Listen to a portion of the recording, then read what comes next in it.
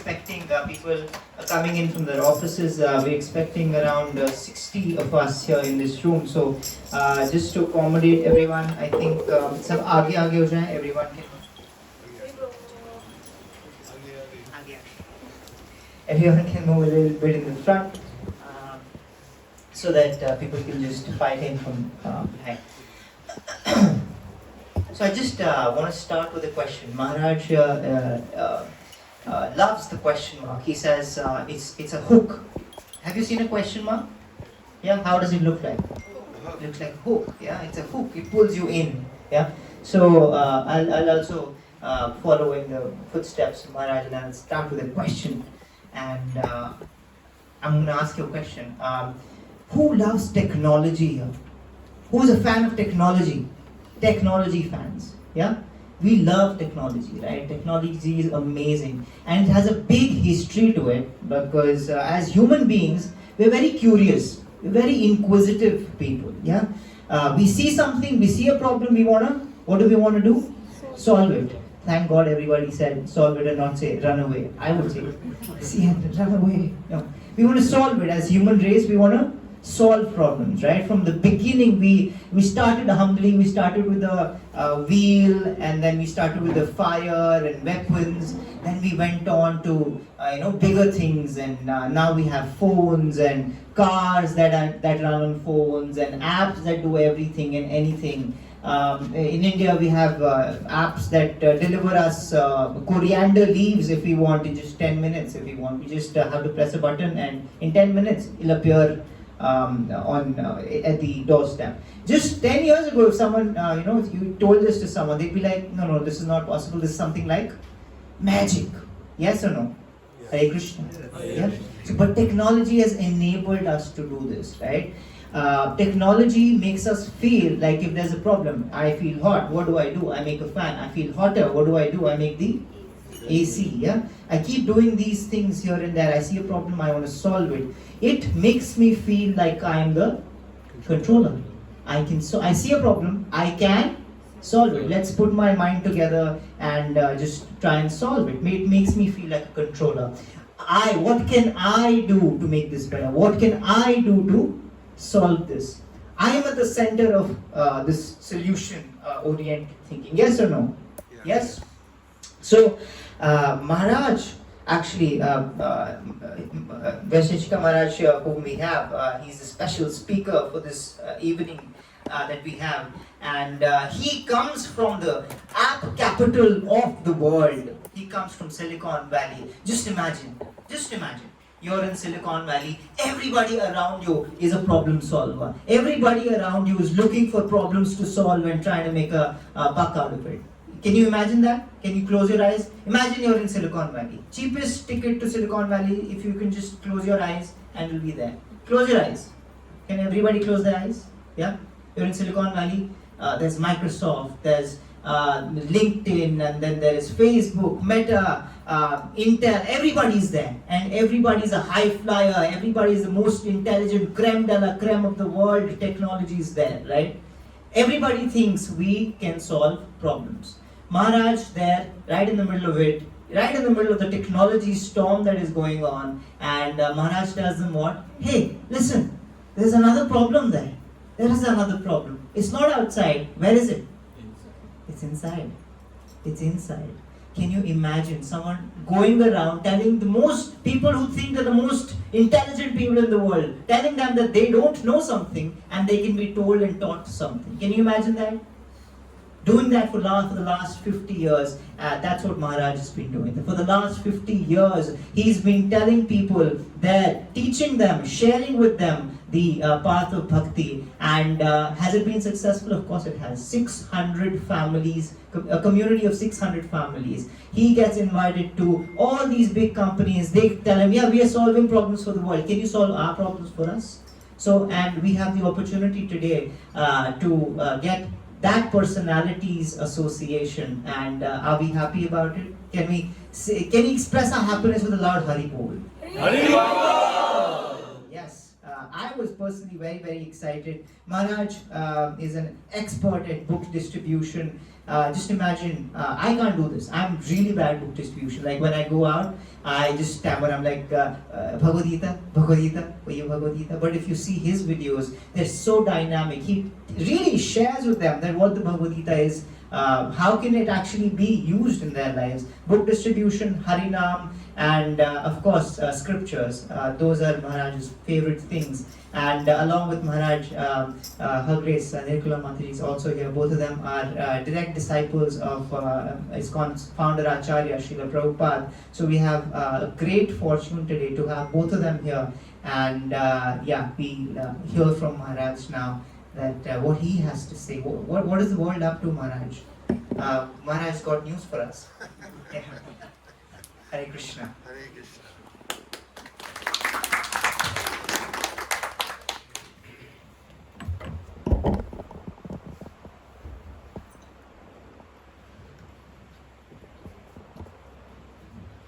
Thank you for putting us in the middle of Silicon Valley. And it's a pleasure to be back here. This is our one of our trips to Vrindavan we do every year, and we just got in this morning from California via Singapore. And it's a very nourishing place to stop. We can't think of entering the dawn without coming here first. So thank you very much for having us. Hare Krishna. I told Mataji my favorite chair in the world is right over there. It's where she feeds me. I took a picture with it today. I first would like to offer my respectful obeisances to my spiritual master, His Divine Grace A.C. Bhaktivedanta Swami Prabhupada, whose very deliberate campaign to disseminate the knowledge of the Bhagavad Gita had reached me out in California when I was a teenager. And I found it to be not just a revelation, but also very practical. And along with the knowledge that he distributed, I got a Back to Godhead magazine. That was one of the ways that the knowledge was distributed back then. He also had started a movement where there were ashrams in various places around the world. I just happened to be near San Francisco, so I was able to join that ashram and not only read about the philosophy of Krishna consciousness, but also take it up in a very practical way. So in that way, my spiritual master saved my life. I don't know what I would have done without him. I have looked for spiritual knowledge and found only fragmental information that wasn't practicable. And therefore, my eternal debt of gratitude to him is my preoccupation in life, looking ways to assist him in carrying on that deliberate distribution of the Bhagavad Gita and the other literatures like Srimad Bhagavatam. And it's a pleasure to be here because this is the most important kind of gathering that one can have. We have obligatory gatherings, like you have to go to school or you have to go to work and be with certain kinds of people. And those are important because you have to live your life. It's very practical. But to come together in a group to discuss the purpose of life and how to attain it is the most important gathering of all. And we find that in the Srimad Bhagavatam, which is the quintessential book and elaborate and detailed teachings about how to perfect one's human life, it's a gathering. The opening scene in the Bhagavatam is at Naimisharanya forest, which is not so far from here, whereas high-minded people got together to discuss the purpose of life and how to make it available to everybody else, the practice that would help people to achieve the ultimate goal of life. And there are stories within stories in the Bhagavatam, and they are mostly dialogue, conversation, in group meetings, sometimes one-on-one. So this is like that. This is the tradition of the Srimad Bhagavatam. The Bhagavad Gita, of course, is a dialogue as well. Two dialogues going on at the same time. There's Sanjaya speaking to Dhritarashtra, and then he's recounting the dialogue that's taking place between Krishna and Arjuna.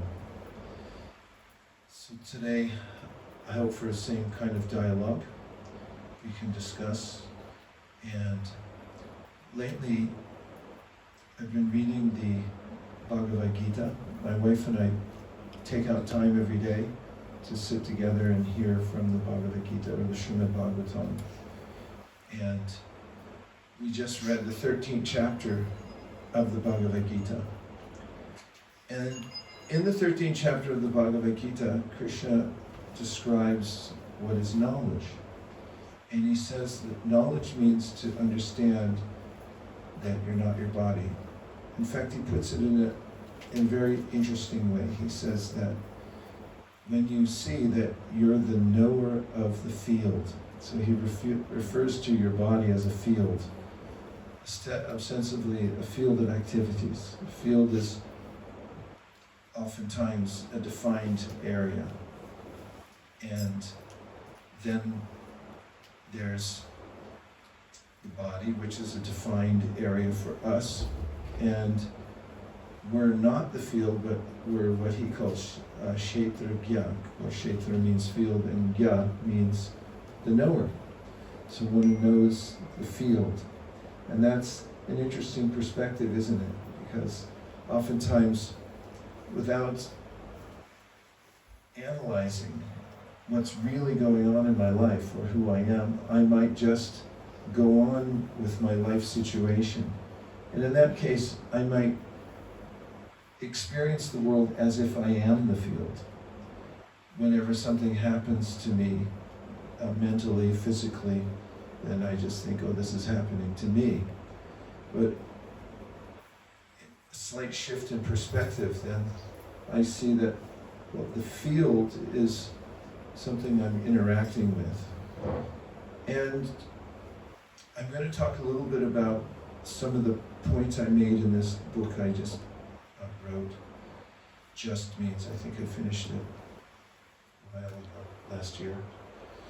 And one of the points is something that Krishna talks about in the 13th chapter of the Bhagavad Gita, which is that we can notice our body as part of the material world. He describes how there's two energies at work in the world. One is us, who are conscious beings, and the other is everything else. And what I've been noticing lately is that, as Krishna describes in the Bhagavad Gita, our physical bodies are a microcosm of the entire cosmos. It's the same ingredients as makes up the whole universe. There are ingredients Krishna mentions earlier in the Bhagavad Gita, in the 7th chapter. He catalogs them as earth, water, fire, air, ether, mind, intelligence, and ego. And then he says, besides these, there's a different energy, which is a higher energy. It is far superior, and it's the consciousness within the body. He also, just for context, says that consciousness within the body has two features. One is the Atma, and the other is the Paramatma. And in describing or giving more context to that, Srila Prabhupada in his commentaries on the Bhagavad Gita quotes from the Shvetashvatara Upanishad, where he says that Upanishad compares our body to a tree, And then there's two birds in the tree. One bird is the soul, or the Atma, and the other is the Paramatma. So there's two conscious beings within the body. And the ingredients of the body are reabsorbed into the world after we leave it. That's something else Krishna talks about in the Bhagavad Gita. There's a book called Sri Ishopanishad. If you haven't gotten a copy of that, I recommend it. Out of the 108 Upanishads that are primary, this is considered to be the most important. And in it, there's a verse that says, Vayuranilamamritam atidam bhashvantam shariram om krato smara kritam smara krato smara kritam smara. Let this temporary body be burned to ashes, and let the air of life be merged with the totality of air. It's a prayer. He said, now, my Lord, please remember all my sacrifices. Now that I'm leaving this temporary body, please remember all that I've done for you. And there's a way in which the ingredients of this body go back into the reservoir of all ingredients that are in the universe. But when they come together in a particular configuration, they become the kshetra that we're now inhabiting. So what's in it for us? Well, there's a way in which our body is completely responsive. If you've ever measured your biodata, this is something nowadays people do. I do it sometimes, but not as diligently as I could. But if you've ever taken time to weigh yourself, have you ever weighed your body? Anybody? A couple of people have tried it. You may notice that there are certain habits, especially eating, exercising, things like that, where you can kind of predict whether the weight's going to go up or down. Is that a thing here in India? Yeah. That's interesting, that it's predictable. There are a lot of other predictions you can make about the body because the body is responsive. It's very responsive, not just physically, but also mentally. Whatever we do with our body, then we can measure that it has there's a response.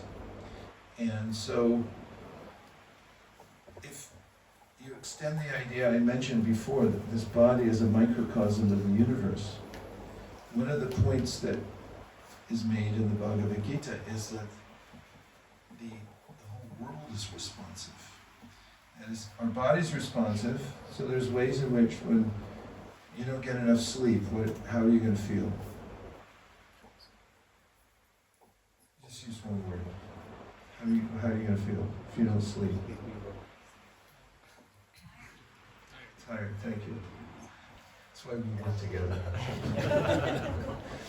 You feel tired. If you don't eat for a while, you're going to feel, it's an H word, yeah. What are some other ways in which we know the responses of our body? Thirsty, yeah, if you don't drink water, you just naturally get thirsty. It responds to you, right? Sleepy, yeah, if you're tired, thirsty, hunger. Sleepy. If you hear something nasty, If you hear something nasty and you don't nasty, yeah. Or you smell For instance, somebody says something nasty about you on the internet. You may twist and turn at night. It's like, why'd they say that about me? I told them not to say anything. Something like that. You can notice that there's a reaction that we get according to our interaction with the body. It responds in predictable ways. It's highly predictable. You may think, oh, it's just by accident that I've gained weight. No, it's not. There's a formula, actually. If you eat more calories than you burn off, then the body stores it. And it's really, the body is intelligent. it's got an AI system built into it, so that everything is measurable and predictable about the body. So in the Bhagavad Gita, it's described, Krishna describes in the 13th chapter how the universe is like that too. It is not random. There's a way in which everything has an algorithm, everything is intelligent, and everything responds to us. So in this book, the 4 questions, there's a, it starts with the very simple directive that comes from a book called the Brahma Sutras, and or also called the Vedanta Sutra. So what that is a summary of all the wisdom of the Vedas. It's written in codes. Many of you are in IT. Any of you are in IT? I don't want to make any assumptions. Is anybody here in IT? Do you work with codes sometimes? So yes. C++, or is that old? It's a little old, sorry. What's in... Everyone's on AI now. JavaScript. What? JavaScript. JavaScript, yeah. JavaScript is a code, and various codes. So there's a way in which all the wisdom of the Vedas is put into code. It's codified in the Vedanta Sutra. And these codes are meant to preserve the knowledge so that it can be utilized by people everywhere. That was the mission of Vyasadeva, who was the compiler and the codifier of the Vedas. He actually took the time to codify all the most important wisdom and put it in the Vedanta Sutra. And the first of the codes is very practical. It's Atato Brahma Jignasa. And that means that, and of course there's a lot packed into the code. They're also called sutra, which means that it's condensed and that there's a lot of meaning in a few words. So in this first sutra or code, he says, now that you're a human, raise your hand if you're a human. Checking. AI robots got in here. It's your time to inquire. There are a couple of implications for that. One is that according to the Vedas, there are 8,400,000 species of life. You can't count them.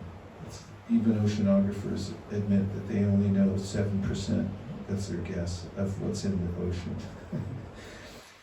And out of all those, says Krishna in the Bhagavad Gita, Manushyanam Sahasreshu, it's very rare to get a human form. And the human form has a special intelligence so that we can understand causality. And when one comes to the human form, that's what atato means, therefore, and the implication of therefore is, therefore, now that you're in this portal, this biomechanical device, the human body, inquire. But what kind of inquiry should you make? Because everyone's making inquiries about various topics which have to do with our maintenance. For instance, how much does a pound of rice cost? That's a question a lot of people might ask. Or where can I buy some cloth? Or where can I find work?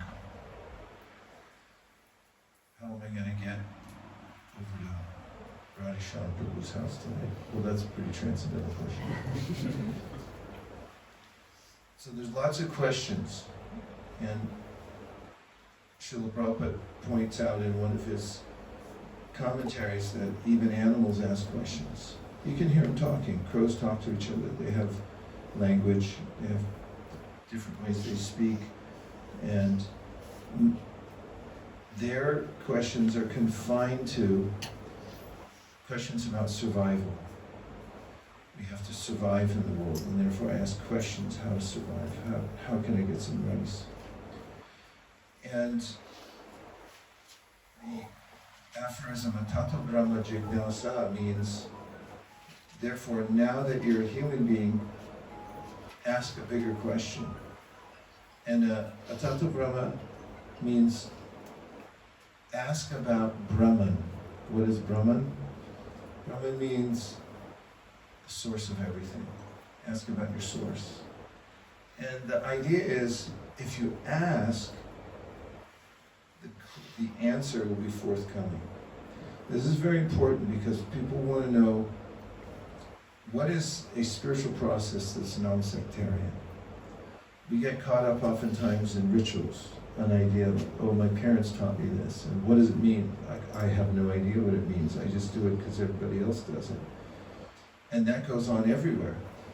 And those who are very sincere want to know, what is the process through which anyone from any culture can have a direct experience of God and understand the purpose of life. And this is what the Vedanta Sutra starts with. So you're already equipped to understand it. But the tool, which Prabhu brought up in his introduction, is the question. He said, Yiknasa means now inquire about Brahman. So the idea here is that if you ask the question, then you avail yourself to the answer. Or, as I'll say a little bit more about how I started by opening the Bhagavad Gita to the 13th chapter, Krishna says, ask the question and also prepare yourself for the answers. Because getting answers to questions scientifically, there may be a way of looking at the universe from the point of view of demanding the answers. We have what we call the essence of the scientific approach, which is the controlled experiment. And you may notice in the phrase itself is the word control. And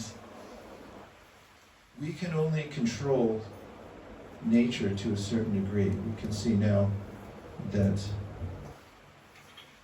for instance, with climate change, things are seemingly uncontrollable. And although we have scientific means for discovering how to treat diseases, it's not that they always cooperate. Around the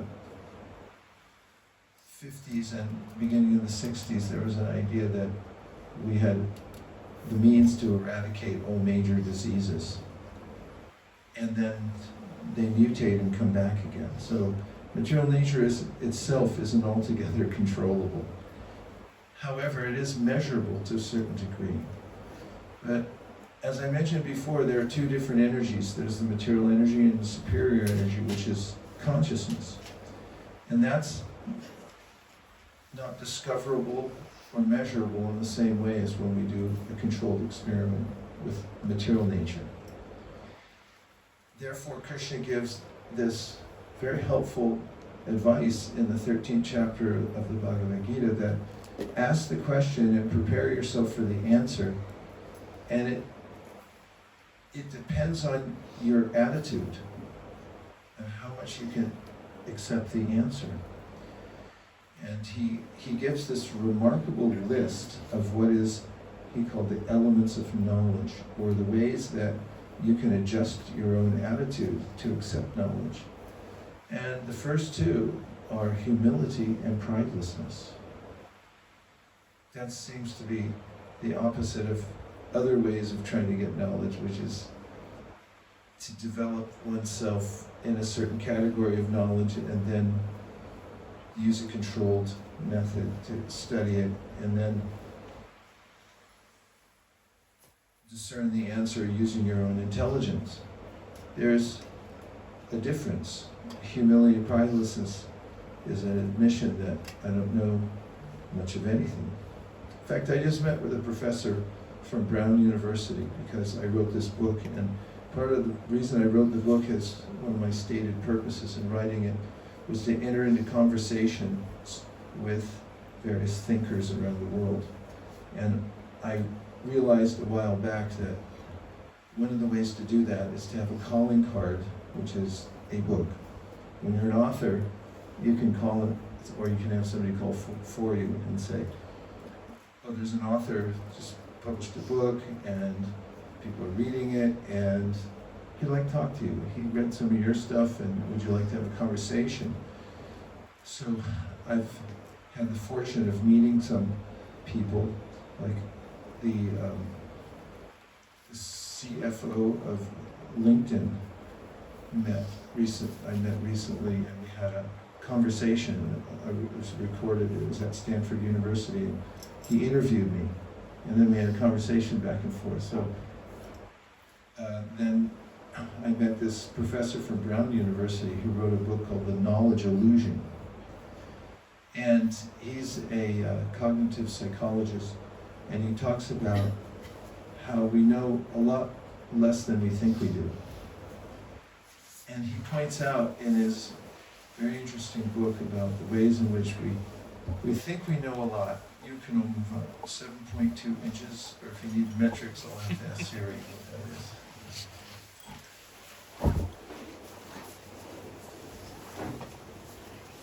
Siri, what's 7.2?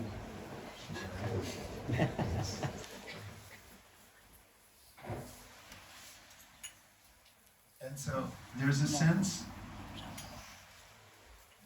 a very real sense, even from an empiric point of view, if you're honest as a scientific person, that it's very hard to know really what's going on. He said we assume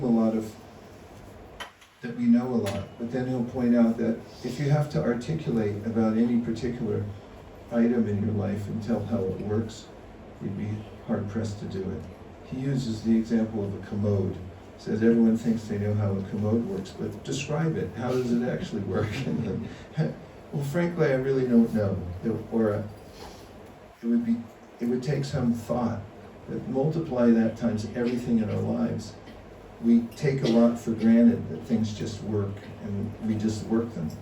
After I discussed with him and read his book, I was standing in somebody's car, loading some things in, and I was thinking, I couldn't make one of these. I have no idea how to do it. And if you extend that out into our lives and the world around us, we really don't know what's going on. It's very hard to tell. So Krishna says, you can understand to some degree, or to the degree in which you'll feel satisfied if you take a different approach. So, first question in the book, of this book I wrote called The Four Questions, is, what is my purpose? And purpose, having a purpose indicates, if you trace the word back, it comes from propose, and it means to have a specific reason for doing something. And it also, in context of what I'm talking about, indicates that we have some responsibility. So that responsibility in the human life is to come to understand that we have a higher purpose. That's indicated in a Tattva Brahma Jignasa. Don't ask ordinary questions, it implies, but ask the biggest question possible. So that's sort of a preamble to what I wanted to, a few other points I'm going to talk about. I won't be long-winded, and I'll ask you for any reflections or questions. But one concept I'll speak about now could be very useful. And it is this, that just as our body is responsive to us, so is everything in the universe. And beyond that, so is Krishna, or God. He's responsive. This is a very important point because, as Sri Upanishad says, Tadejati Tanaijati Tadure Tadvantike Tarantarasya Sarvasya Tadu Sarvasya Sivayata. God's far away, but He's very near as well. He's within everything, and yet He's outside of everything. These kind of descriptions of Krishna are given in various scriptures. He can be very far away or can be very near as well. And when we have a sense that everything about this world is responsive, and that's because it's all part of Krishna. And Krishna is described in the beginning of the Srimad Bhagavatam as Abhigna and Swarat. Abhigna means he's not a stone.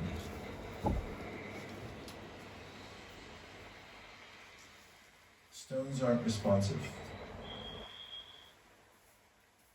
But conscious beings are. Isn't it? Say yes. Say yes. Yes. Because, I don't know about in America, or in India, but in America if you're driving and you look at somebody in the car next to you, do you have that here? For some reason you're not supposed to look at people. If you look at people when you're driving, they'll take offense. Like, why are you looking at me? Here it means Here it means it's a race now. it's a race. Yeah. Okay. That's a kind of response. There's cognition. I look at you, you look at me, or there's a way, because we're superior energy, consciousness, we have cognition. When we look at another living being, we'll notice that there's a responsiveness. Well, the Srimad Bhagavatam says Krishna is supremely responsive, is the indication. He's supremely responsive. And in the Bhagavad Gita, Krishna mentions in many places that he's responsive. First of all, he said, Ishvara sarva bhutanam hridaya sharaduna tishtati ramayan sarva bhutani yantra rudrani maya. He puts us on notice. I'm with you, you know. Don't forget, I'm with you all the time. This is really the essence of Krishna consciousness. Remember, God's right there with you. But there's more than that. He's responsive. It's not just that he's there and he doesn't care. There are philosophies about the Supreme and God, that he created the universe, but he's at arm's length. In the Gita, which is a very personal admission by God, by Krishna himself, that no, not only am I there with you, but I'm also responsive to you. For instance, Tesham satata yuktanam vachitam priti purvakam dadami buddhiyogam tam yenama upayati Tesham ivan kampartam hama jnana jantamaha nashyam yana abhavasto jnana ipena bhaskata. So two famous verses from the Bhagavad Gita. And if you think about it, this is all you need. That Krishna, he's there with us. Okay, throw in three. The one I first mentioned, he's there. He says, yantra means the machine of the body. And we have already established that we're there within the machine of the body. He says, I'm also there with you. And then in these other two verses, he said, I'm responsive. Tesham satata yuktanam. So to those who notice me, who give me their attention, I respond. And especially if there's a sense of respect or gratitude or love that someone gives to God. This means what? What's this mudra? Try it. Try this mudra. It's the most important mudra. There's a lot of mudras, right? Say yes. You have to work with me. I'm from California. I need a little help. Try this mudra. What does it mean? Namaste. Yeah, but what does it mean? Respect. Respect, yeah. And there's a way in which this is the essence. And if we think of the essence of what is bhakti, start something like this. It can mean, or I show you respect. So respect means to see someone. Specter, spectacles. It all comes from that Latin word, or maybe it's Greek. You have to look it up. That I'm seeing something, I'm noticing something, I'm looking there. So the essence of Krishna's teaching in the Bhagavad Gita is, I am there with you, always, and if you see me, and you give me your attention, or here he says, Preeti, if you give me love, if you show love towards me, it's a very high thought. He said, then I'll respond also. As if he's waiting there, always ready to respond. So, and in the next verse I quoted, he says poetically that if you want to know me more, you want to enter into this relationship with me, then I'll help you. And how will I help you? I'll light a lamp. Isn't that nice? Jnana Deepena Bhashvata. He says, I'll light the lamp that will take away any darkness in your life. I'm there for you. So, one of the main points I wanted to impart today, because it's so meaningful to me, and it's such an essential or foundational aspect of practicing, having a spiritual practice, is that God is responsive. What is the main point I'm trying to make tonight? It's 3 words. Can you repeat it back? God is responsive. Yeah, if you think about that, how God is responsive, then there's a way you do everything a little differently. First of all, let's start where I started. If you realize that your body is responding to what you do for it, then you'll be a little more careful. I guarantee you, if you start weighing yourself, for instance, it makes you more aware of the fact that, oh yeah, okay, I ate a lot last week, and I didn't walk or anything like that, so I gained a pound. And therefore you have the sense, okay, I know I have a relationship with the body. And if you start noticing those things, a relationship, the universe, there's this concept of karma that everybody knows about, and they say, is it really, how does it work? Well, Krishna says in the Gita, yeah, it's there, it's complicated, but it's all part of this responsive AI system of the universe. It exactly corresponds to what you're doing. It's purposeful, it's not punitive, it's very purposeful, and I'll get into that in a second. And then when it comes to God, He's personal. It's not AI. There's somebody there. And that's what we all want. We want somebody to be home for us. We want to be able to know that somebody, another conscious entity really cares. And that's why people always, the perennial conversation about AI is, yeah, but does it really care? I know it can do stuff, but does it know me? Does it really love me? And so forth. We even want it to become diabolical, just so we'll know it's there in a while. Like, can they organize against us, the human race, and so forth? We're looking for personality. And Krishna says, yeah, that's what we all want. So I'm there, and I'm responsive. Body's responsive. Universe is responsive. Krishna is directly responsive, and that's what bhakti is. It's to understand how Krishna is directly responsive, and then life becomes a exhilarating experience, because there are different ways in which I can test that. Just as you start measuring how your body's doing, then you get more organized about it. It's like, okay, I understand that if I walk every day, then I'll feel better. And then you get into it. It's like, I'll make that part of it. So in bhakti practice, I know God's responsive, so how can I be more in contact? How can I really express myself? And what we want to do is we want to hear Him speaking to us also. And so there are ways in which to prepare oneself, as I mentioned. For instance, there are standards of living and utilizing one's body that make one more open to hearing Krishna.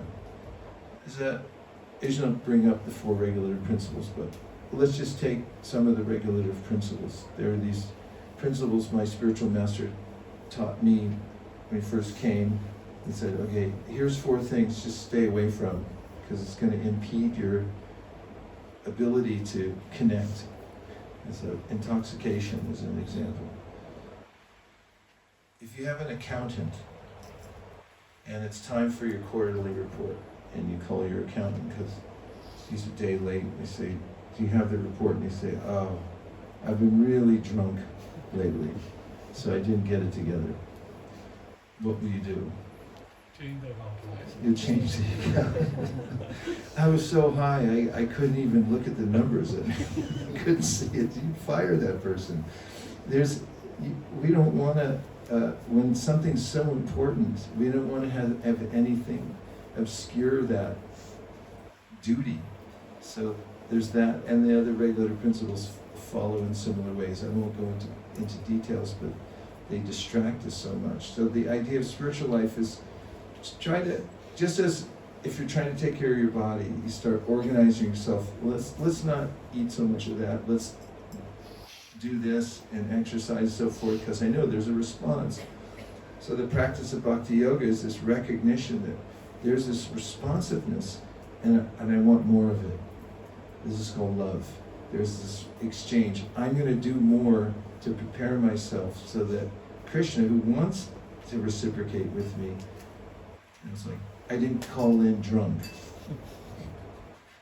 I'm trying to, God's like, I'm trying to contact you. It's like, yeah, but I'm really high. I can't hear what you're saying. That doesn't indicate very much respect. It doesn't show love and so forth. So, using the question and then preparing oneself to take the answer. Those are the two practices. And the underlying principle is that God is responsive. And it's not like he forgets or takes a time off. This is another point. He's always there. And he's always eager to respond. And that's inspiring. It's inspiring to me to know that no matter what I've ever done, he's neutral to that. He's like, okay, you try it out. And when you're ready, you come to me. And it's not like he's affected by material qualities where he feels like, well, you didn't talk to me, so I'm not going to talk to you. When you're ready, then he'll appropriately respond, or respond in kind, or even respond more than we can expect. That's one of the names of Krishna. Vanchatita means he responds more than we can expect. So that's an exciting lifestyle. That's a spiritual lifestyle. Whatever culture it comes from, these are the essential aspects to a real spiritual practice. And so, using the question, which is Atato Brahma Jignasa, there are 4 questions in the book. The first is, what is my purpose? And one exercise that I've found very useful in getting closer to answering that question is to take time to write down all your priorities. If you've ever seen animals and watched their habit, they generally are on a particular program. For instance, beavers. I've heard about beavers, but I got to see some in Utah when we went to stay with some devotees there. And we went hiking and we saw that they built these really beautiful dams.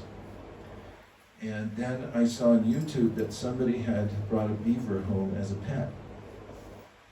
You know what a beaver is? You don't have beavers in India, do you? You should all come to America so you can see a beaver. They have these big flat tails, and they have they're big teeth. Yeah, that's one of their main characteristics. They can chew a whole tree down with their teeth, and then they gather logs, they build these dams, and they have a whole ecosystem. If you get a beaver as a pet, and I'm not recommending it, they'll take your furniture, they'll chew the legs off of this in the middle of the night, and they'll start trying to build a dam somewhere in your house. They can't do otherwise. They have a little chip that says build dam, survive. That's how they live. Humans are not like that. They can come to this cognition that I can reach for something higher. That's why humans do some things that are not economically reasonable. For instance, flying into space. Like, where is it? They dig holes or go to the bottom of the ocean and say, where do I come from? Let's look at the dust. Let's look at the mud. Let's look everywhere and try to find out where we come from. Well, that's what the Vedanta Sutra says. Try to figure that out. Now's the time you can do that. So, as an individual, you can do it yourself. That's the point. You don't have to wait for anybody else. You're fully equipped.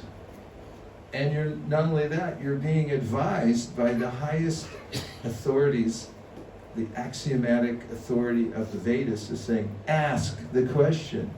So, one of the ways to ask that is, what is my purpose? And one of the ways to make that practical is to take some time by yourself. I recommend doing it on paper. If you have, do you have legal size paper? Yeah, get a legal pad and a pen. And just take some time, schedule it ahead of time. Don't do it on the fly. But take some time by yourself, put a do not disturb sign on your door. Take at least an hour, hour and a half, 2 hours. And it takes a little while to wind down because your mind's going to be saying, yeah, but I gotta go. It's like, not right now. We're going to sharpen our sense of purpose. And then start writing down, what are my priorities in life? Are you thinking about it right now when I mention it? What would you write down? You don't have to say anything, but just think in your mind, what would your top 3 priorities be for your life? And then you'll notice, oh no, but there's more I want to do. And you'll come up with 7, and then 10, and then 15, and then you're going to have to reorder them. And you'll say, okay, what should be my top priority? This is the question that Parikshit Maharaj asked. Remember Parikshit Maharaj? He was emperor of the world, everything going seemingly okay, and then there was a sudden occurrence where everything just came to a complete reversal in his life, where you got cursed. What kind of curse? You're going to die. When? 7 days. That's like, get your pen out. So what am I going to do in the next 7 days? And really what he's asking is, what's my purpose in the next 7 days? And what should I be doing? We don't know if we have 7 days or not. We can have 7 or 70 or who knows. It's not sure. So take time and write down, what are my top priorities? It's a very edifying process. Once you start ordering them, you move one priority above the next and think about it. What's most important to me in life? Or the question is, what's my purpose? Then you'll naturally start moving towards it when you know. The problem is, I don't often know what my purpose is, so I'm just going along. That's called, if you don't know where you're going, any road will take you there.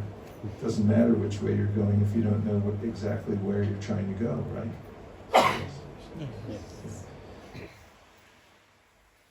Okay, I'll say a couple more things, and then we'll take some reflections.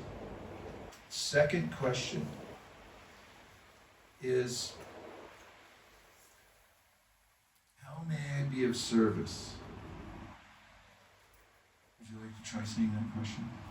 How may I be of service? This is an aligning question because existentially, what we are as conscious beings, we're part of Krishna. He's our source.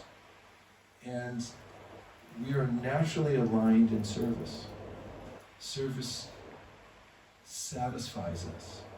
In fact, at the big assembly at Naimisaranya, where all the sages got together and said, what's the purpose of life? They said, Savaipum samparo dharma yato bhaktira bhoksaji, ahaitukia pratiyata yayahan suprasidit. Everyone can be happy if you learn how to serve God. That's it. Very simple answer. You want to be happy? If you want all human beings, how can all human beings be happy? How can all living beings be treated properly? If you realize that you are a servant of God and you're engaged in that service practically and without stoppage, you'll always feel happy. Now, have you ever gone to a gathering where you felt awkward because you didn't know how you fit in, or if you were dressed properly? That's one. You're not sure. Somebody invited you, you went to a gathering, you weren't sure exactly what the dress code was, and you get like overdressed, underdressed. Does this resonate? Yeah. You ever felt like that? Yeah. And then you get there and you don't know anybody, maybe? Like your friend said she was coming and then she didn't show up. So you're not sure if you're dressed right. And then you don't know who's, like, how do I fit in? I'm just giving you a very practical scenario. So then, let's just say you see somebody hovering around the kitchen. And you go over and you say, how may I be of service? And then they say, okay, you could help me move these trays out there onto the table and set up the cups. So suddenly, how do you feel now? That's awkward, right? In fact, you suddenly feel like an insider, right? And if somebody else walks in the door, they see you moving the trays and the cups, they'll think, oh, that person's part of the program, they work there. Well, the program of the world, of the universe, is to be in service. And if you want to be an insider in the universe and not feel awkward all the time, then ask the question, how may I be of service? Once you're serving God, you're an insider. And everything works. And you don't feel awkward. That's what Savai Pum Samparo Dharmo, the highest way to be happy is to align yourself in service to God. That's it. That's the whole answer. And so if you want to know how to get out of the awkwardness of life, says the Bhagavatam, ask this question, how may I be of service? The next question is a very deep question. It's, what is the lesson? You want to try that one? What is the lesson? Yeah. One of the most commonly asked questions is, why me? Why did this happen to me? And the tone of that is not the same as, what's the lesson? It's, I'm the victim. Why why did this happen to me? Let's go back to the body and our relationship with it being responsive. It's like, now I'm overweight, so why me? It's like, well, how can I put this gently?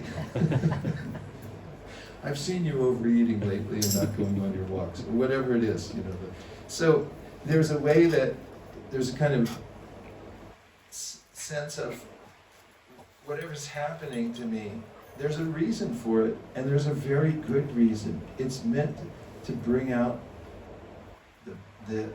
my highest potential.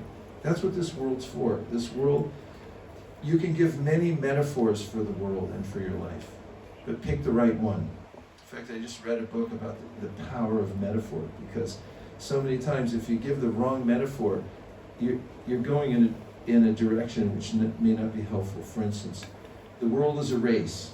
Have you ever heard that one? But you didn't hear it like that, right? It was a rat race. That's an odd kind of metaphor to give to life. Life is a race, and then you're always running everywhere you go, trying to get ahead of who? Who are you trying to get ahead of, right? And so there's a metaphor that goes with this question, which is, what's the lesson? And that the whole world is a schoolhouse. There are classrooms in it. And it's meant to bring us to the highest, most refined version of ourselves that we can come to. So there's a way in which Brahma says this, or Srimad Bhagavatam, you all know what I'm thinking, right? Tatena kampam sisamikshamano ujana evapakritam vivakam. Here he's saying, in one of the most famous verses about how to be spiritual, he says, see whatever happens to you as a lesson, something to learn from this. And so, if you're able to ask what's the lesson, whatever happens to you, Brahma says, then you're tuned into the purpose of the universe. And it's very practical. What can I take from this? And you'll notice it's hard to ask because the default mode is, why me? I don't deserve this is the idea, right? But if you understand the context of the Bhagavad Gita, there's a one-to-one relationship with whatever we do or have done. Life's a continuum, or not just this life, there's many lives. I'm responsible. And therefore, what's the lesson to learn to come into complete alignment? And the last question is, are you ready for the last question? There's only 4. This is it. The last question. Are you ready? Yes. Okay. Where am I investing my attention right now? You want to say it? Where am I investing my attention right now? Yeah. So, anybody here have any money? What a rude question. Of course, we all have some money. And then, regarding financial matters, what do the letters ROI stand for? That's important if you have money, right? That's one of the first things. Like, it makes a difference. One of the wonders of the world is compounding interest and the law of 72 and all that. So if you look at money and you say, like, how am I going to get the most out of this? That's what investment is. I want the money to work for me. So where's the best investment? But here's a higher concept, a more important concept. ROA. What does that stand for? For somebody who's not read the book yet. Return on attention. You read the book. Return on attention. I'll make an outlandish proposition to you right now. Your most important asset is your attention. Because everything else you have is perishable. But what you are, in fact, the verb to be, conjugated as is, are, was, has been, and so forth, right? Say yes. Yes. And in Hindi it's ha. What are the conjugations of that, of the verb? That's is, right? Hey, Ha, ha, ha, ha. So what are some of the conjugations of that? Hey, Hoga. Hoga. Yeah. So these are, this verb, which is universal, is, the meaning of it is that which remains. That's what is. The definition, if you trace it back, of is means that which remains. And in the Gita, Krishna says, Nasato vidite bhavo, nabhavo vidite sata, ubayor api dishtantas tvanayos tattvadarshini. There's a difference between reality and illusion. And you should know the difference. That's real education. What's illusory is changing, and what remains, that's reality. So, what we are is conscious being. What we have is going away. In fact, everything we have, name 3 things we have. A body, money, and a house. All of those 3 things, we'll name any of those 3 things that don't have a shelf life. You know what a shelf life means? Yeah. I think it came from marketing, because you put cereal on the shelf. How long can we sell this stuff for? Because it's not going to last forever.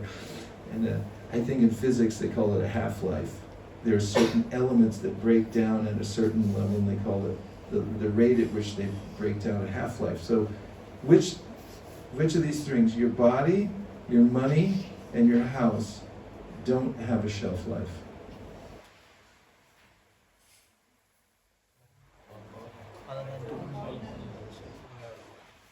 Somebody be more demonstrative about answering the question. Who wants to answer? They all have a shelf life, thank you. So, what doesn't have a shelf life is you. You're going to go on even when your house isn't there. You're going to go on even when your money isn't there. And you're going to go on, wait for it, even when your body isn't there. All those three things have a shelf life. What you have as a conscious entity is really nothing. Nothing material, nothing in the physical world is ours to keep. It all has a shelf life. But what we do have is a free will. And the essence of free will, to put it simply, is where we invest our attention in any given moment. And I'll give you a mantra that goes with it that makes it helpful and useful. And that is where attention goes, energy flows. So there's a way in which wherever we're placing our attention in any given minute, that's where we're either helping ourselves or we're losing ourselves in this world. And therefore, it's said in the Sri Upanishad, which I've quoted, this is the third time I've quoted it today, Anyadeva sambhavat, anyadahura sambhavat, iti shushrumadhiranam yinas tadvichakshu. That is, there's a completely different result that you get from looking at the physical world and thinking that's for me, and looking at Krishna and saying, he's for me. Totally different result. Which result do you want? That's your investment. So, from moment to moment in your life, the way to come out of feeling helpless, tell me if any of these match any time if you've ever felt any of these. Have you ever felt helpless? Yes. Have you ever felt overwhelmed? Yes. Have you ever felt confused? Then you know how I feel all the time. So there's a way in which you can immediately come out of that helplessness, that feeling of being overwhelmed and so forth. And that is to bring your attention in the present moment to Krishna. And that's why Krishna says in the Bhagavad Gita, Manmana Bhavanam. And he gives myriad ways in the Bhagavad Gita to remember him and connect. If you see the sunshine, so that's me. If you smell the earth, like when that first rain comes in, oh, that's nice. Or the smell of a flower, that's the scent of the earth and so forth. That's me. So the third question means ask yourself from moment to moment when you feel bewildered, overwhelmed, confused, what is the best investment of my attention right now? And if you bring your attention to Krishna, best way, according to Prabhupada, he's commenting on the verse, Tasmat sarveshu kaleshu mamanusmara. This is Krishna speaking. Tasmat sarveshu kaleshu. This last thing I'll say, and if there's time, we can have a few questions. Okay. Krishna says in the Bhagavad Gita, get your life together. I was going to say California, get your scene together. But he says, get your life together. How do you do that? He says, practice remembering me because it's consequential. Don't wait till the last minute. Like you're getting ready for a big test. Don't be a slacker and wait till the last minute. He says, practice throughout your lifetime. Because young vapi smaran bhavam, etc. Whatever way you've developed your tendency to grab onto things in the world, that's going to carry you somewhere. It's consequential. You don't want to, for instance, just a mother telling you, you're not paying attention, you're not studying properly, you're going to end up working in what do they say in India when you're going to end up in a no? In a haba? Dhaba.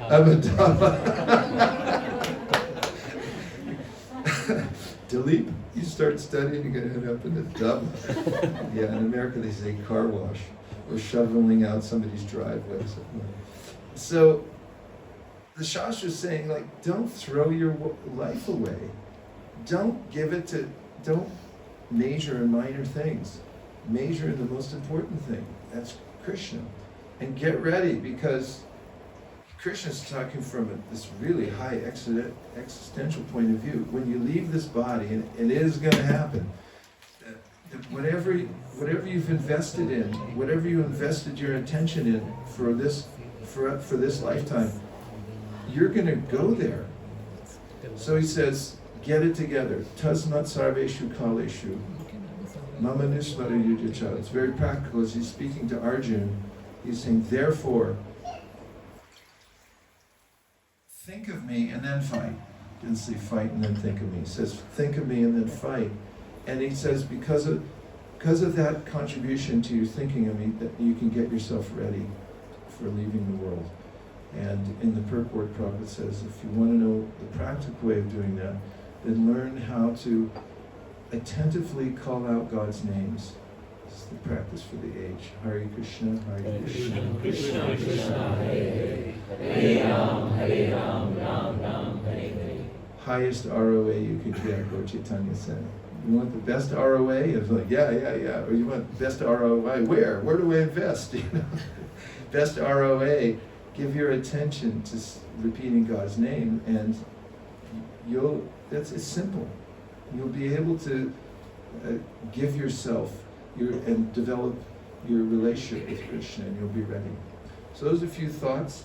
There's more in the book. It's not my book. It's a book I put a lot of these thoughts into, and it was published by the Bhaktivedanta Book Trust. So I don't own the copyright. I signed it over to the BBT because Prabhupada told his disciples to write, and he said you should write through the BBT. So I was fortunately able to do that, and it is what it is. So now let's see if there are any reflections or questions. Do we have a few minutes? Yeah. Okay. For 9 o'clock. Okay, we'll be here all night. Now, reflections are helpful because if you heard anything that resonated and you repeat it back and we discuss it, it can help solidify the concept. Questions, as I pointed out in this book, questions are like a hook. So if you ask a question, make it relevant to the subject so that, well, anyway, you can ask whatever you want. It's a free run. So reflect. Yes, Prabhu, please. So I come to your question. Third question is that why me? Why me? Actually, the question was, what's the lesson? I was saying why me is the default, which means why am I the victim? So I'm coming on that. Yeah. What happens if we get something Keep that right there. if we get something in the life good, we get gain, we may or may not express our gratitude to the God. That's a good point. We may or may not express our gratitude to the God, Yeah. but when something goes wrong in the life, we will hold him responsible for that. Right, yeah. And at times when you try to convince that person that God is not responsible for all wrongs that happened to you, it is because of your past karma and so on. It's not on, that's why you can't. So it is not. So at times you will say God is not responsible for your wrong happens to you. Right. It is because of your past karma and so on. Then he will go step ahead. He will say, no, I'm very honest, I'm very sincere, I have not done anything wrong with others, I am devotee and so on. So why wrong thing has happened to me? So how to convince that person that God is not responsible for your wrong thing happening in your life? Well, the person you've described sounds a little intractable to me. And it's not so easy when people, generally, as Krishna says in the Bhagavad Gita, Vita Raga Bhaya Krodha Maya Mamupashita Lahavo Gyana Tapasa Uttamad Bhavamadata. He says there are ways in which we get into this psychological conundrum here in the world. And there's three psychological blockades we have to coming to the point that you're advocating for, which was to appreciate that the world is benevolent and whatever is happening to me is happening for a higher reason. And as you pointed out so aptly, thank you for bringing it up, it's when something good happens, what we think is good, we somebody may just say, it's because I'm so smart. And when it goes bad, they say, why do bad things happen to good people? Or even as a devotee, we may have a hard time when bad things happen to say, okay, this is also helpful. That's harder.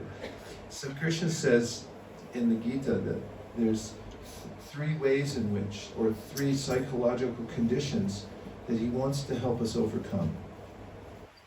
And the first one is raga. Raga means attachment to everything that has a shelf life.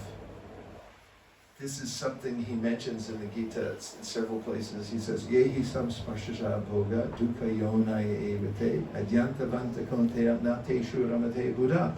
Buddha means a smart person. Doesn't get really attached to things that have a beginning and an end. They have a shelf life. Because he said, we're permanent, we're what remains, and that part's going away. So it's more important what we are than what we have. And he said, learn to get over that. There are ways to do that, but we can talk about that another time. And then the next one is bhaya. Bhaya means fear. Fear of the idea that I actually exist. We can get so disappointed with the way the world goes that we think that it would be better to not exist. Therefore, there are philosophies of existentialism that opine that we're crying into a void. There is no response from the universe. This is the idea of some writers like Melville, who wrote Moby Dick. The whole idea behind it is there is nobody listening to you. You're just crying into a void. And then there are various philosophies that say perfection of life, or there is no perfection of life because you don't really exist. The ultimate end of your practice is to realize that you're a non-entity. You're anatma.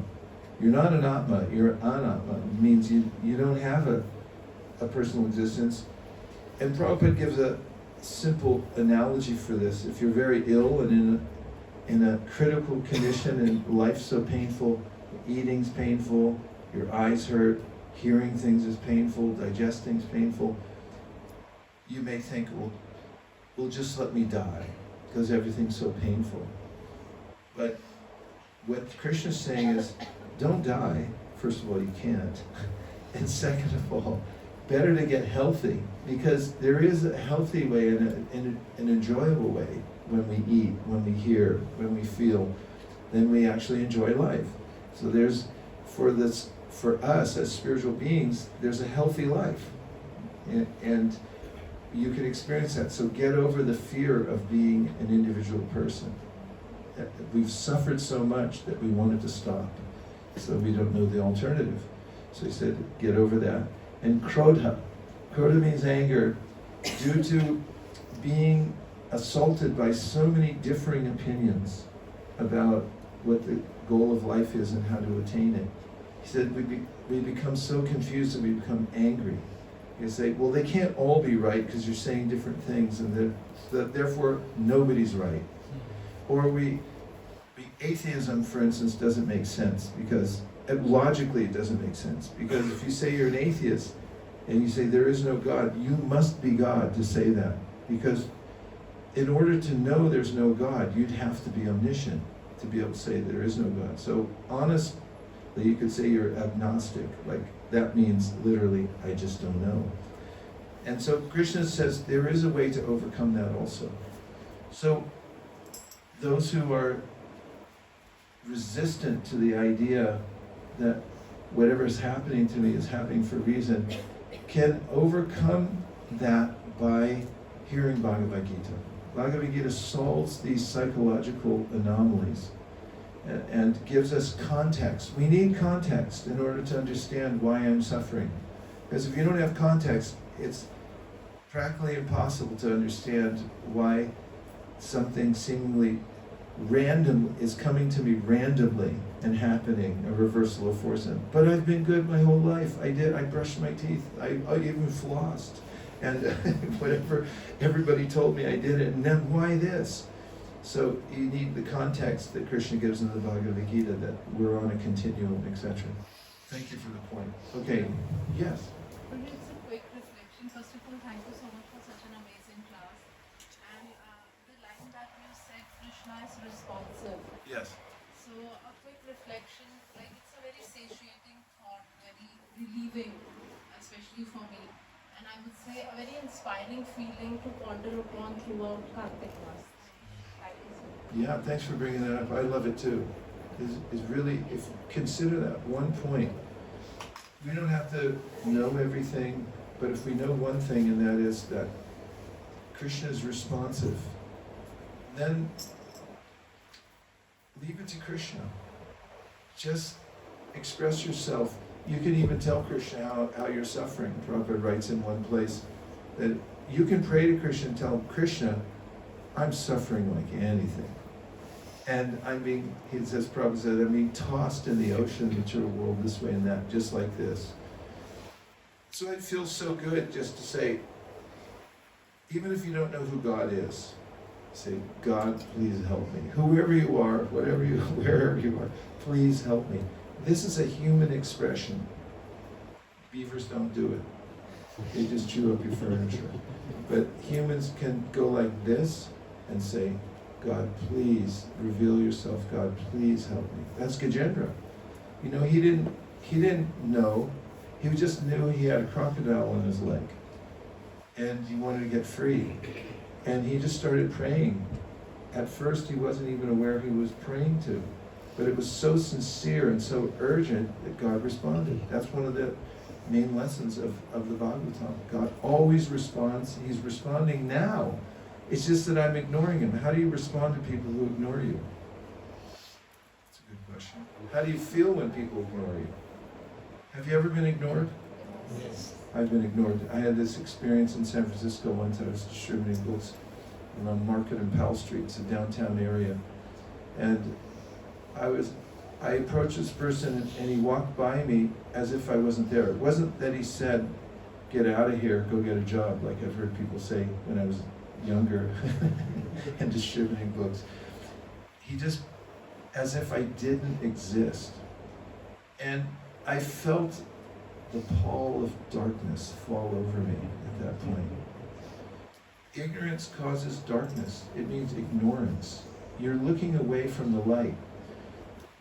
Every living being is a light. That's why we say namaste. I honor the light within all others, and the way yoga teachers say it nowadays. And the fact is that when we ignore that there's a living soul within the body, and that there's a supreme living soul within every body, then we go into a state of darkness.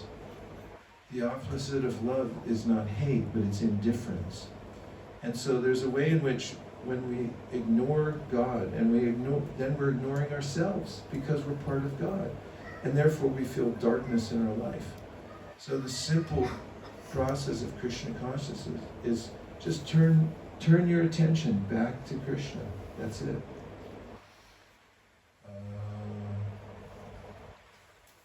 Yes.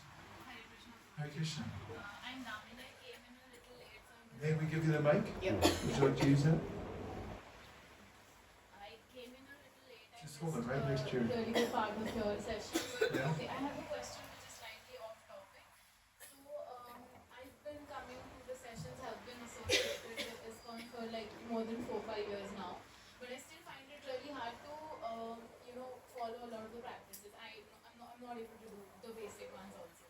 One question that keeps cropping up again and again is, why should I trust ISKCON, or why should I follow Swami Prabhupada's books, or anybody else any guru who's associated with ISKCON and not others? Because there's just a general level of skepticism, and we're like, why would we believe in this version of the Bhagavad Gita, or what makes it authentic?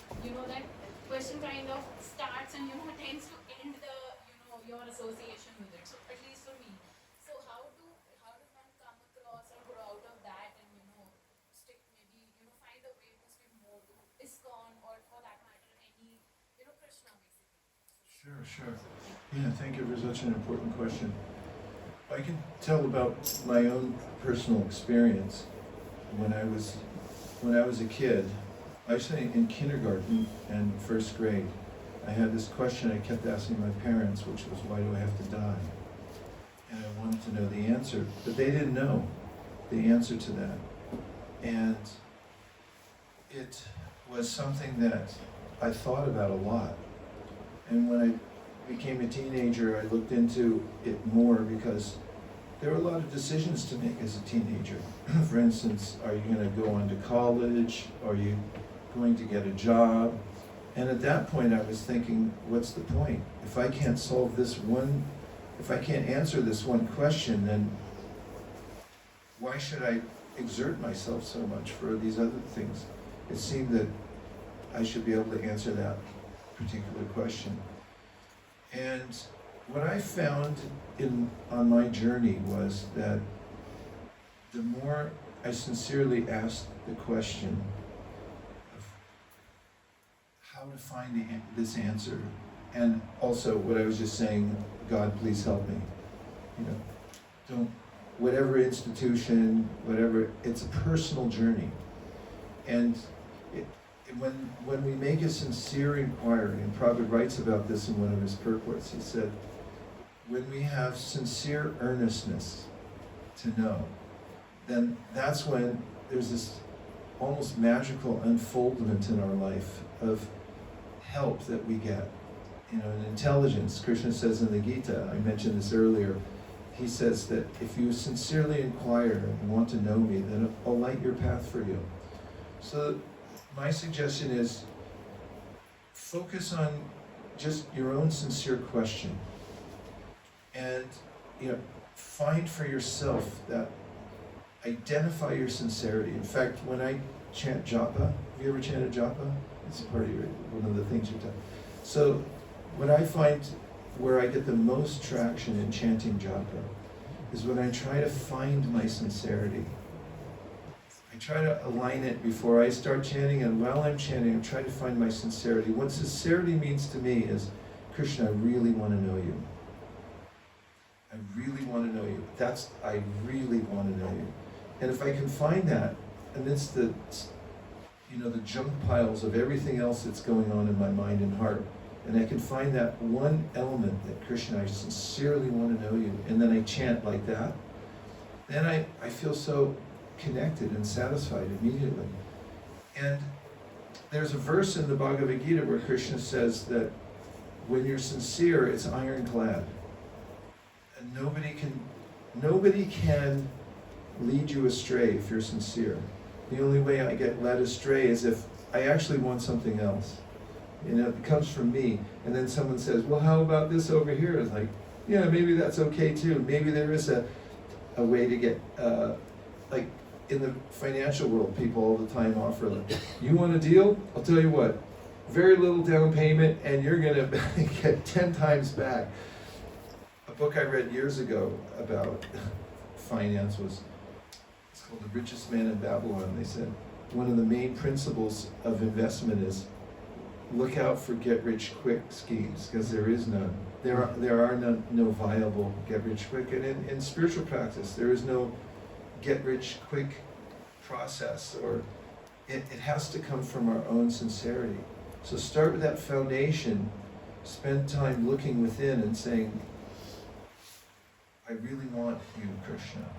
And when you pray from that position, then it becomes more clear what to take, what not to take. After all, you go into any institution and you got people. Where there's people, there's problems. And you have all kinds of people together. Institutions are necessary because working together and having association, we have to have that. But does it mean that it's perfect? Absolutely not. So you have to be perfect, and the only way to be perfect is to be sincere. And if you're sincere and you do that, you'll find within whatever process you're pursuing, or within whatever institution you decide to connect with, you'll find your niche, because Krishna will say, here's your person. It has to come from us, right? Does that help? It makes a lot of sense. Thank you. Yeah, you're welcome. Scanning the audience. Reflection? Question? Yes.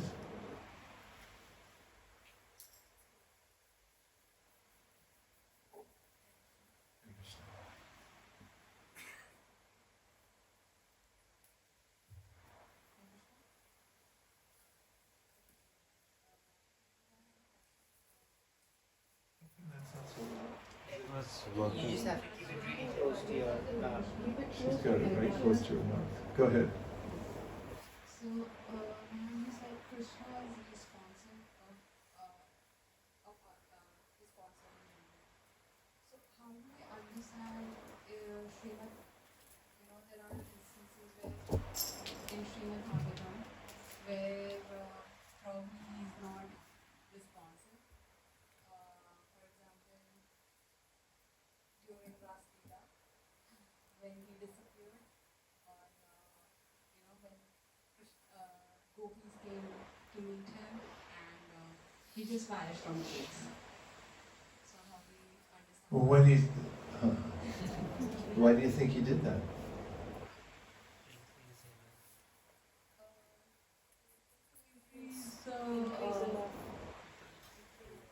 Yeah, go ahead. You're saying it. To Did you? increase the nectar and to increase. That's pretty responsive. Yeah. Thing is, Amani Vamadambitvam, I talked about in the beginning from the Bhagavad Gita, how Krishna says you have to prepare the field, prepare yourself. And one of the ways that I interact with the world is I want to control it.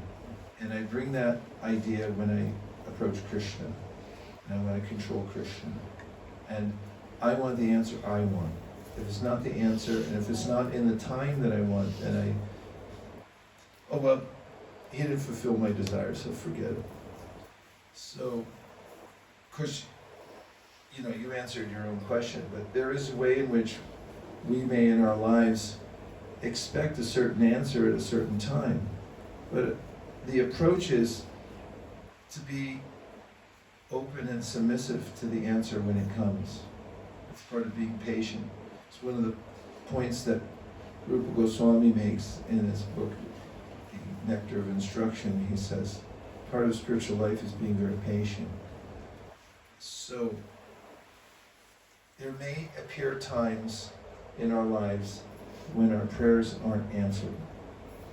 And then we realize later, oh, I'm such a fool. I didn't see it. Or he was waiting for the perfect time to answer the question. But they're always answered. Because Krishna's 100% responsive. He doesn't miss anything. This is one thing that Gajendra says after he prays and Krishna comes and he offers his prayers. He said, Krishna, you're never lazy. He uses this word alaya. He says, you're never lazy. You're always there. You're there for me even before I pray. Totally attentive to everything. And then it appears when I pray, and sometimes it doesn't come, the answer doesn't come the way I wanted it to come, because he has a perfect way of answering it for our highest good. And this is a premise. It is part of the fear idea we have that maybe God doesn't like me, or he doesn't understand me, or something like that. And in the Gita, one of the visceral ways you can overcome that feeling, and this goes back to your question also, Bhagavad Gita is Krishna's words. And when you read Krishna's words yourself directly, you'll find that they're self-luminous. This is one of the ways in which, for instance, Sarvabhauma Bhattacharya, just hearing Lord Chaitanya speak to him, he said, oh my God, you're God. Because it wasn't an intellectualization of the process. It's like, you know what I'm thinking. You're speaking in such a way, I can't deny it, you're God. And I know I had that experience when I read Bhagavad Gita. After all my inquiry, all my searches, and all my prayers, who are you? Please reveal yourself. How is it? How do I find you? And I read Bhagavad Gita and he said, here I am, speaking right to you. And I felt so satisfied by that, because that's one of the mediums through which he speaks to us very directly. So it's a real relationship. It's a real relationship. It's not a philosophized process. It's not theoretical. It's direct. And you have to have that direct experience. Krishna says in the 9th chapter of the Gita, Pratyakshavagavam dharmyam. The perfection of this process is when you feel it yourself directly. Thank you for your question, which I know is to open up the conversation more. We'll take maybe 2 more, and then we'll have, if we have time, a little kirtan. I asked Radha Shami to say, do whatever you want. Hare Krishna. I better ask. Okay, go ahead. Yeah, my question is, as your first question was out of 4 questions, what is my purpose? And then you said, put down your pride list and then you can reach out there. So, I just want to understand around the purpose piece in terms of, is it as per the 18th chapter of Gita which says complete surrender to Krishna, or it is about going back to your home, like my home, from where I have come, not me as a body, but me as a soul. So what is the actual purpose of this? Can you notice that he's already working on his priority list? Yeah. I told you that if you start thinking about it, you're really going to get into it, and you're already thinking about it. See, you're asking this question, should it be Sarva Dharmam Parityaja, or what was the other one? So is it complete surrender, or it's Or going back to Complete where I surrender, come- or what was the second option you had? where I've come from, my soul has come Where from. do I come from? What should I be? And this is really something everyone should do for him or herself, is take time to prioritize. I know at first I put on the top of my list what I knew I had to put. This is in the Bhagavatam, Ante Narayana Smriti. As Parikshit Maharaj asked this question to Shukadev, he said, what's the ultimate purpose of my life? He said, Ante Narayana Smriti. At the end of life, you should be able to remember God. So I put that at the top. And then I thought, well, maybe it should be love of God at the top, and something like that.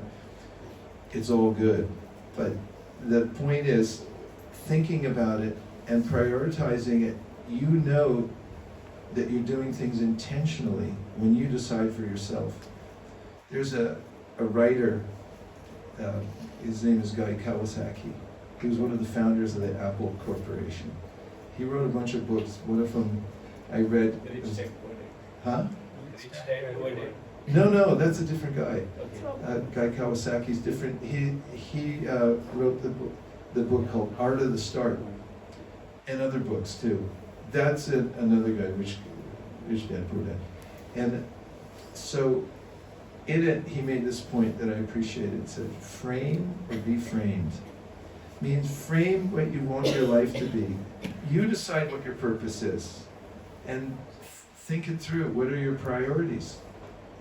You're responsible. That's one of the main ideas behind purpose. Beavers don't have a purpose. It's to build, they do, it's to build dams. But human beings, I know it's a lot of responsibility, but that's what the Shastra says. You're a human, you're not a beaver. So you get to decide, you have to decide if you want the ultimate thing, and you should ask for it, but decide on it yourself. And there's nothing more valuable than you deciding and writing it down yourself. So consult Bhagavad Gita, and if you write Sarvadharma and Parityaja on the top of your priority list, how is that going to change the way you organize your life? That's a real question. If I put at the very top of my list, the main purpose of my life is to surrender to God, would it change anything you're doing right now? Don't be afraid to say yes. We won't call it. It would change. And so that's why the question is there. What's my purpose? You keep asking that because there's so many confusing and conflicting situations in this life. You have to know what your purpose is. And if you ask, what's my purpose? You put it at the very top, and it gives you internal fortitude to deal with all the problems of life because you already know, this is my purpose. I just took an ethics class. It was free at the temple president's meeting. I went to a New Vrindavan, and Gopal Hari, he's a professor of ethics, and he presented all these ethical questions that they teach in a class on ethics. And it just makes one realize that being a human being comes with a lot of responsibility. That's why some people abdicate their responsibility and they give it to others. I don't want to think about it. I'll just give it to a politician. Let them tell me how to do it. or let somebody else dictate my life, or let my senses just dictate, or let me numb my senses through intoxication so I don't have to decide anything. Spiritual life means, no, I'm going to become purposeful. I'm going to decide for myself, and I'll get the best information possible. You have to have a source of information that you trust. That's important, because otherwise you get infinite regress in your life. You said, prove that water boils at 200 degrees. Here's a thermometer. At 200 degrees, it's boiling. Prove that's a real thermometer. Okay, I got a thermometer testing kit, whatever that is, and they test it, and it's like, it's a real thermometer. Prove that's a real thermometer testing kit. At some point, you have to stand and not retreat, and you have to say, this is axiomatic truth. Even in every class you've ever taken in academics, you had to accept an axiomatic truth decided upon by people who already did the experiment previously, right? So once you have that, and based on that, you decide what your purpose in life is, you can start moving towards it.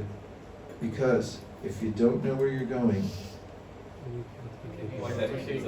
any road will take you there. It's from Alice in Wonderland. If you don't know where you're going, any road will take you there. Yes, probably last question, and I'll answer it quickly. Yeah, the reflection first. Reflection first. So last time when you were here, you discussed chapter 6, verse 38, 39, where, I mean, that... What a memory. I didn't remember giving a class. So from that class, you mentioned that whatever small steps we will take, it will remain in your spiritual life. I mean, whatever you will take, it will go along.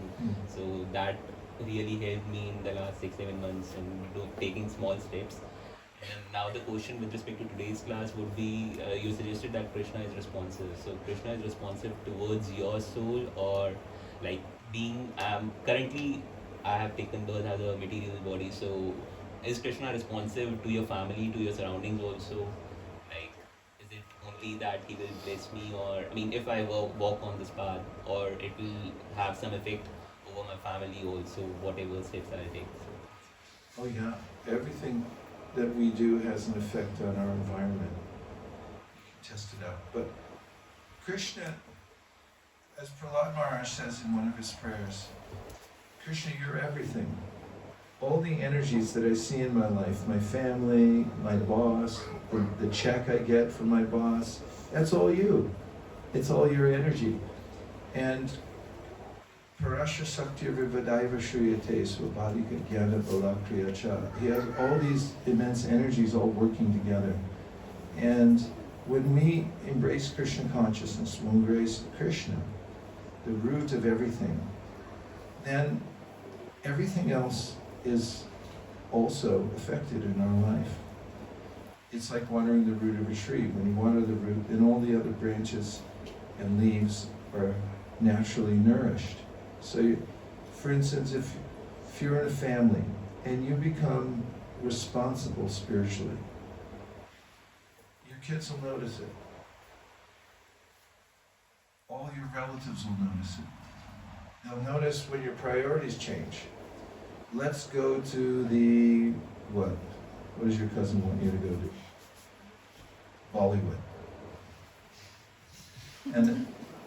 And you say, I would, but I'm going to the Janmashtami program tonight, or something like that. Does that have an effect on your cousin? Yeah. I saw it in my family. My family was not Krishna conscious growing up.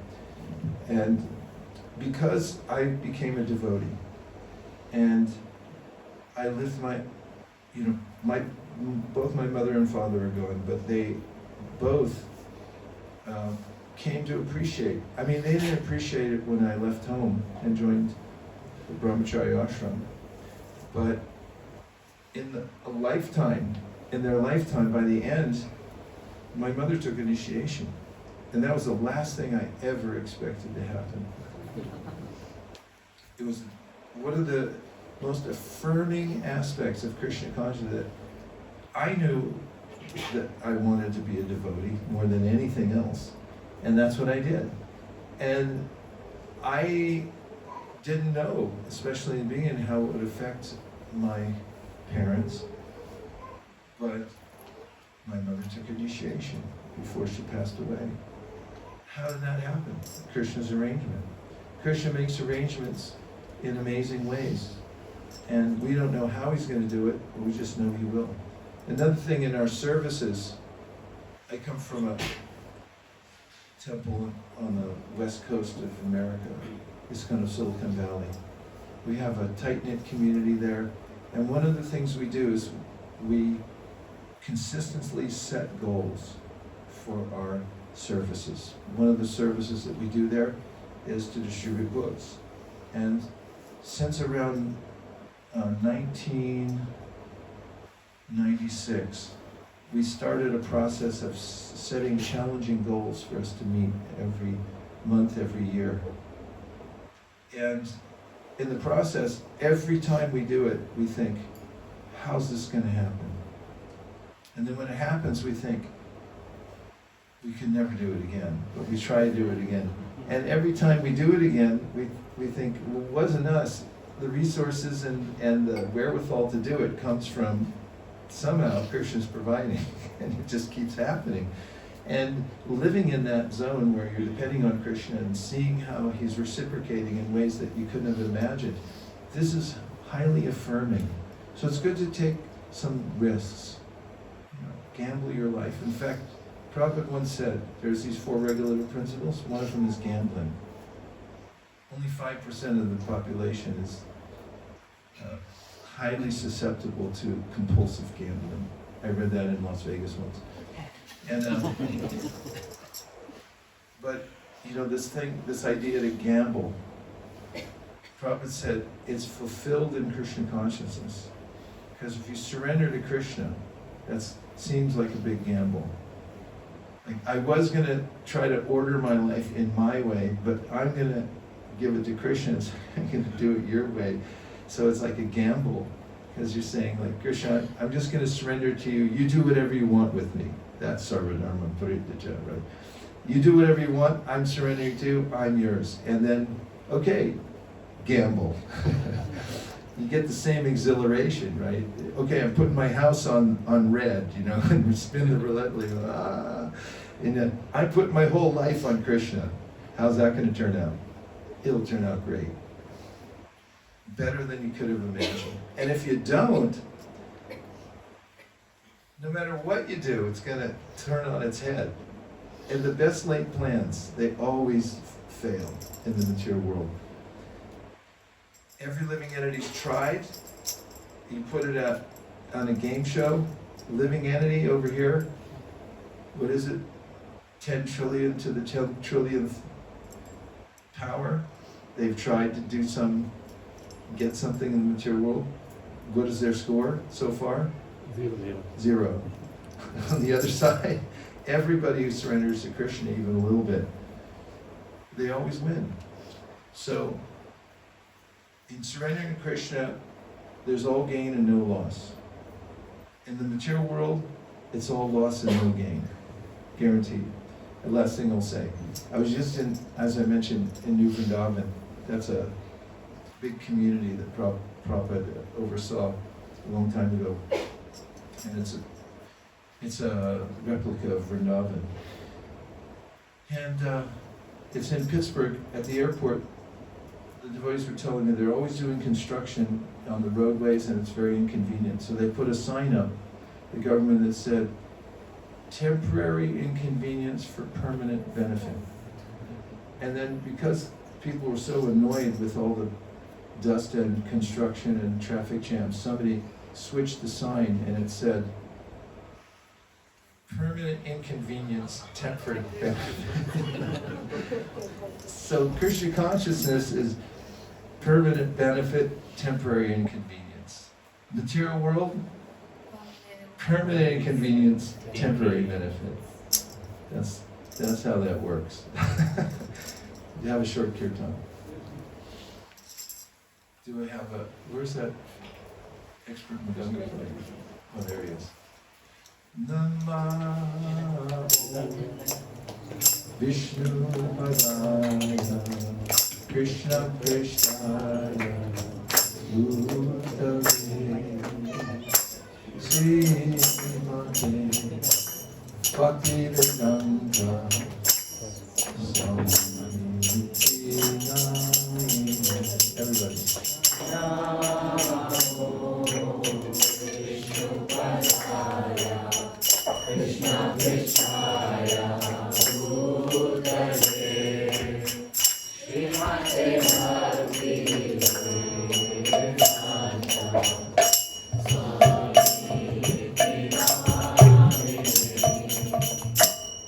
Namaste Saraswati Deve Gauravani Pracharine Nirvishesha Shunyavadi Paschatya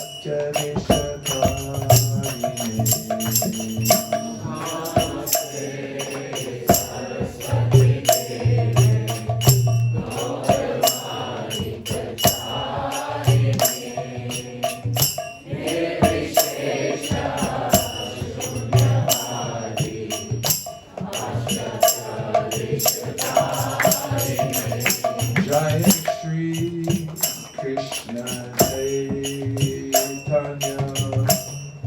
Prabhu Nityananda Shri Advaita Gadadhara Shri Vasari Gaur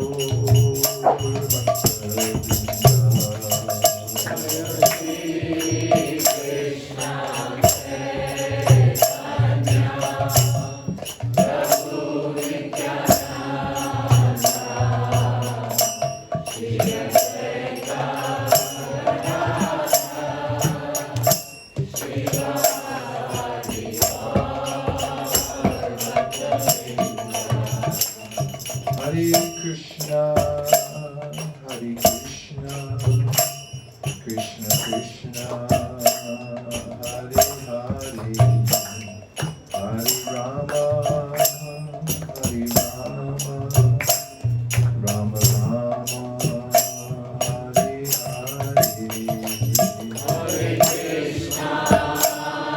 Hare